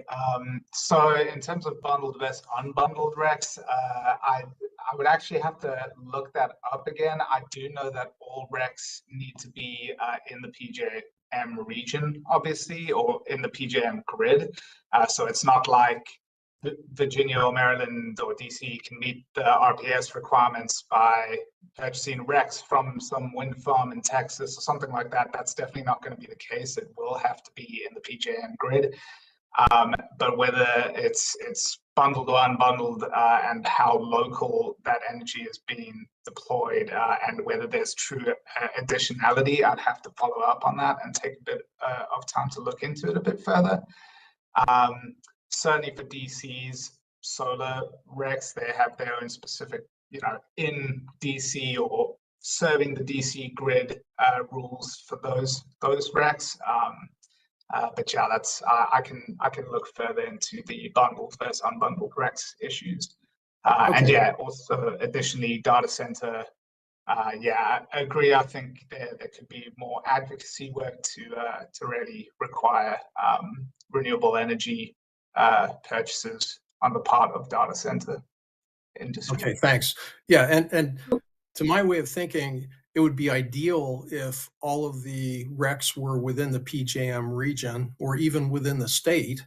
But to me, it's much more important that they're real than that they're double counted. So I would take a bundled REC from outside the PJM region before I would take an unbundled one from within the state. Yeah. Thank So you. I believe that it's all unbundled, but because it's in the PJM region, the GATS is the platform that the RECs, it's a platform that PGS runs. It's like a marketplace, sort of like an elaborate Craigslist, where buyers can find sellers. And because the RECs are all through GATS, I believe there's not really, I don't think there's really a double counting concern, in that it's all within the PJM region and all within the same marketplace. And so the GATS system should address any concern about double counting.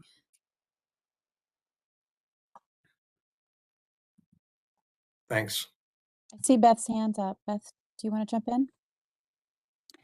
Sure. Thank you, Madam Chair, and thank you, Tim, so much for that presentation. I just wanted to talk a little bit about my insight in terms of Maryland and trying to follow sort of the solar issues. I mean, obviously, it's the state is behind on our solar goals. I think some of the concerns there too, and I've been unable to get a clear understanding of how much farmland is going to be required in the state to be utilized for solar.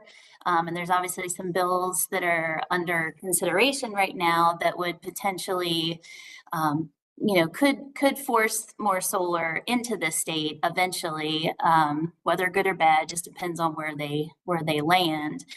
But from a jurisdictional perspective, we have looked into, doing these contracts that would, apply solar to some of our county properties and such. And if you partner with sort of this, these, I guess they're power purchase agreements. If you partner with a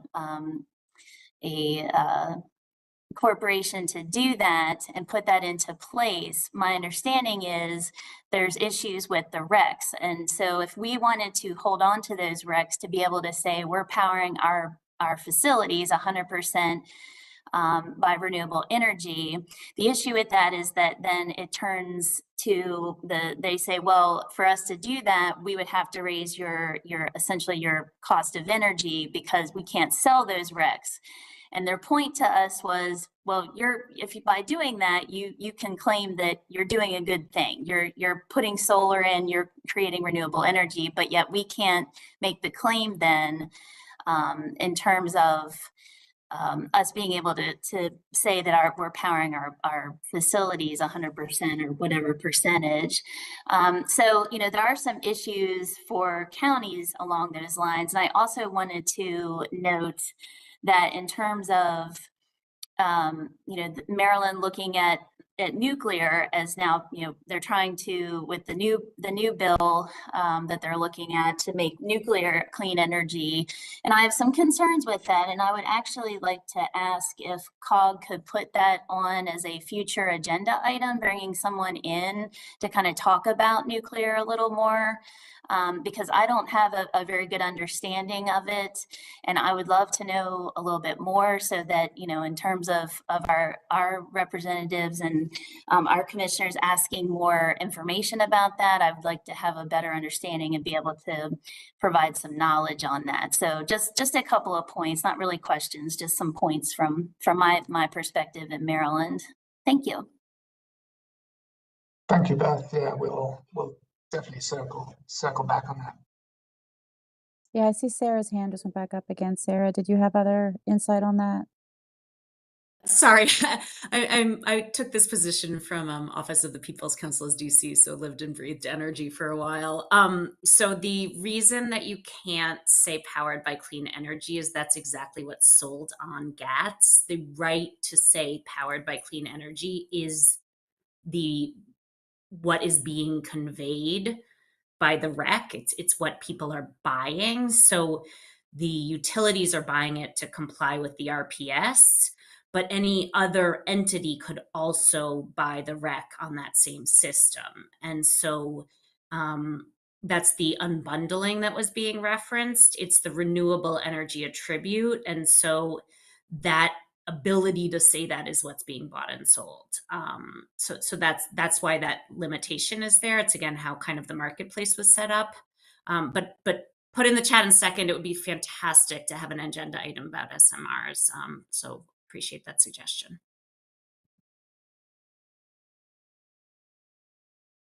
Thank you, Sarah, for that. And staff, if I guess let us know. You know what I mean? If there's a possibility of including that on a future agenda. I don't know if Jeff or anybody wants to weigh in now. Yeah, we've, the issue of solar has definitely started to come up. Here, COG, we, at the legislative level, we don't really have a position on it. And this is the first year that it was flagged as an item we need to look at. So yeah, it's already on our list. And it's good to hear members are asking us to bring it because we need to work on it. So thanks. And hopefully folks are aware that Dominion is already proposing to put in a SMR at Lake Anna. Mm-hmm. Well, no, I appreciate, Tim. Thank you for the presentation and the dialogue that it stimulated and the questions.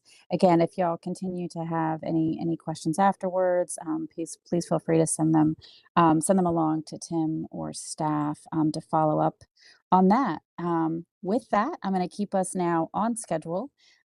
We are on to updates, committee updates. We've been working to share those written updates in advance. They can be found on the committee website but this is, we've got about 10 minutes left here to provide any additional details or color on the updates shared or to ask questions of the various committee leads.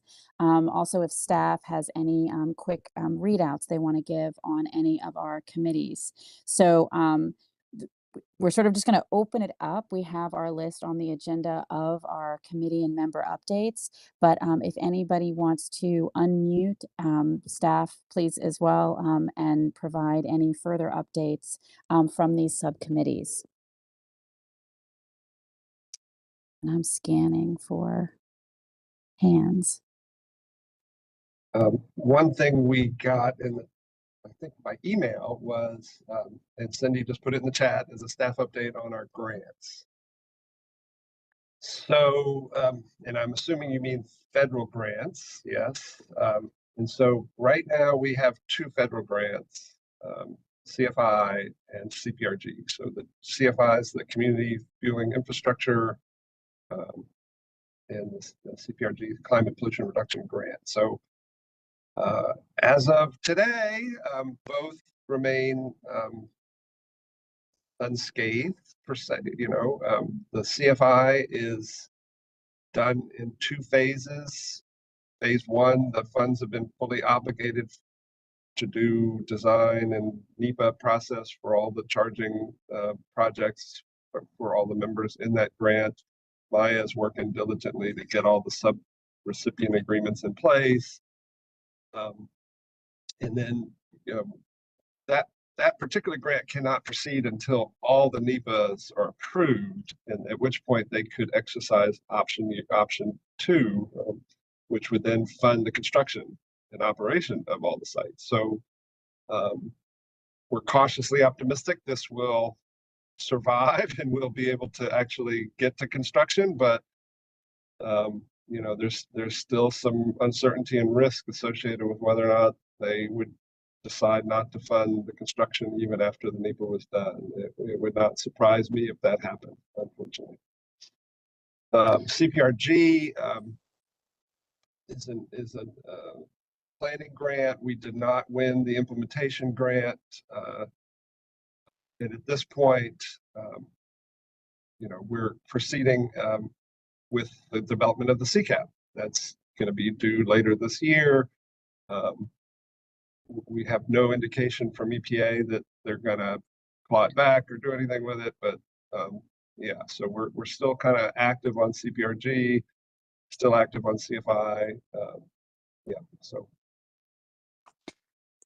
Well, thank you for that. We'll all keep our fingers crossed. I see Brady Dye's hand is up. Brady, do you want to unmute?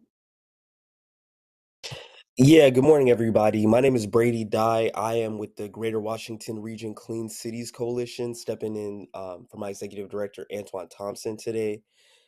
Just to have a couple of quick updates for everybody. Firstly, we're currently collecting regional data on reduction of greenhouse gas emissions by public and private fleets for 2024. So if you can send that information, I'm about to drop an email in the chat for you to send that data for. And the data from our annual report is going to be shared with the Department of Energy to let you know. So I'm dropping that in the chat now. Secondly, we're hosting a 5K walk vehicle display and Green Expo on Saturday, April 19th from 10 a.m. to 3 p.m. for Earth Day. We would love to have your organizations walk with us, have an exhibit booth or display a vehicle. So I'm going to drop a link for our Eventbrite in the chat for that. And then finally, we're hosting a job fair at our headquarters, 899 North Capitol Street Northeast on May 21st. So I'm also going to drop a link for our Eventbrite for that as well. We would love to have anybody who is looking to hire or who knows anybody who's looking for a job, looking to hire people. Love to have y'all spread that word and make it a great event. Thank you very much. Thank you, Brady. And best of luck to all the job seekers and the job offerers. Sarah, your hand is back up, but I'm not sure if it's a lingering hand from from the early. Oh, and now it's back down. I'm so sorry. That's I will okay. keep a better eye on it. That's okay. No. Anyone else with local updates? Al Carr, go ahead. Thank you, Chair Bagley. Good morning, everybody. My name is Al Carr. I'm the Branch Chief of Clean Transportation and Infrastructure at the District of Columbia's Department of Energy and Environment, and I'm the BEAC Chair for 2025. Our last BEAC meeting was on February 20th. We discussed priorities for the year, including addressing data centers, and we recognize that the number of data centers is growing in the region. Many in Virginia. We heard from counterparts in Maryland that numbers are increasing there too. We heard from ICF on their support to COG in developing a data center greenhouse gas inventory and projection for the region. We received a presentation on Energy Star's certification program for data centers and the technical pathways to improve efficiency through certified products. According to the EPA, the region has over 40 Energy Star data centers out of 290 in the US. So while we're seeing an increase in the number of data centers, efforts are being made to assess their impact in the region and how to mitigate those impacts. The next BEAC meeting is April 17th, and we will focus on climate-related workforce development programs. That's all I have. Thank you. Thank you, Al. I think it was Jim. I just lost the hand. Where did it go?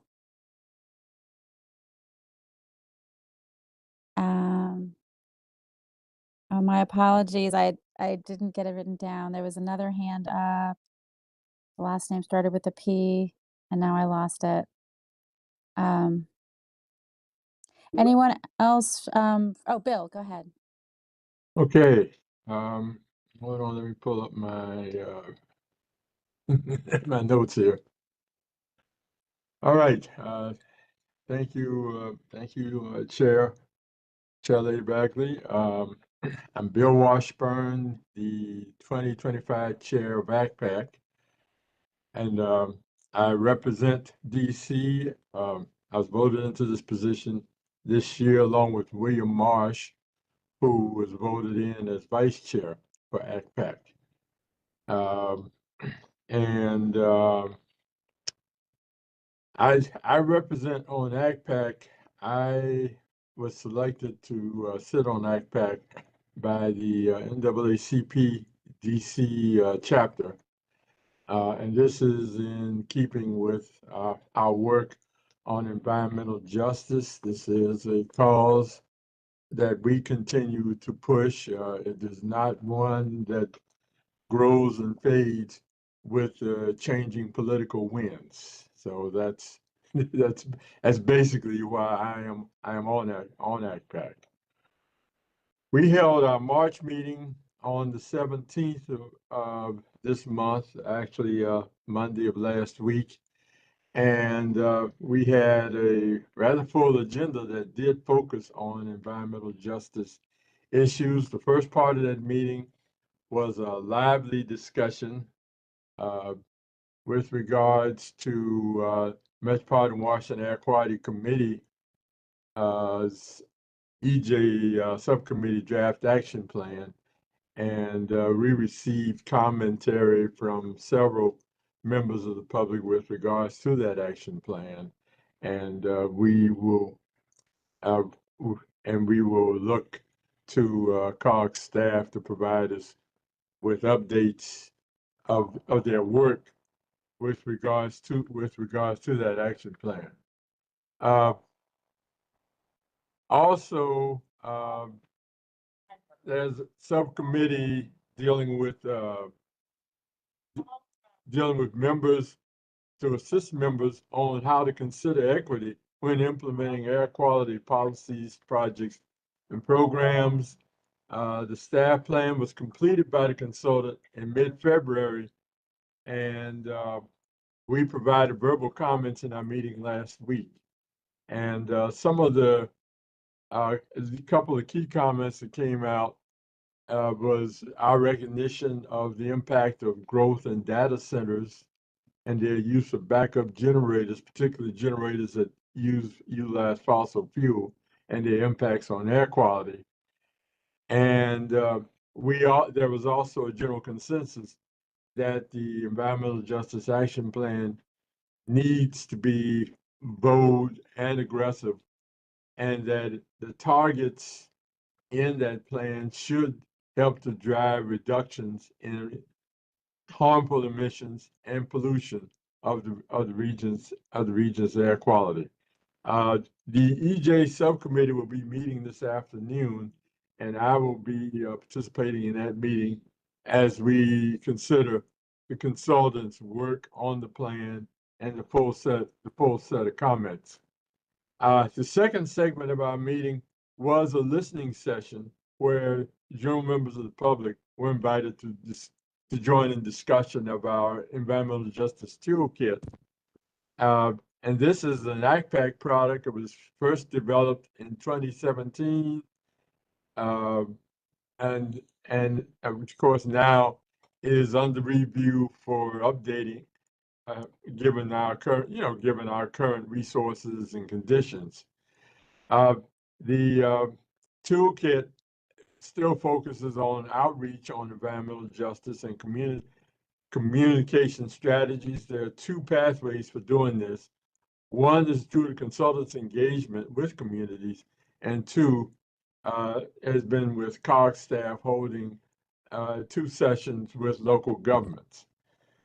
Our next meeting will be in May, and for more information regarding our meetings and our continuing work on the EJ Toolkit, please feel free to get in touch with Leah Boggs and Heidi Van Oppen. They can provide you with up-to-date info on where we are in that work. And that concludes my report. Thank you for this opportunity to present this. And if there are any questions, I'd be happy to answer them. Thank you, Bill, for your participation in the group and for that readout. And I'm glad to hear that about the public participation. That's always encouraging to get that feedback. I also wanted to mention Sarah dropped in the chat the Montgomery County Energy Summit on 4/8 and 4/9. There's a link in there. And Leah provided Energy Star's page about data center energy requirements in response to a question. So that information is in the chat.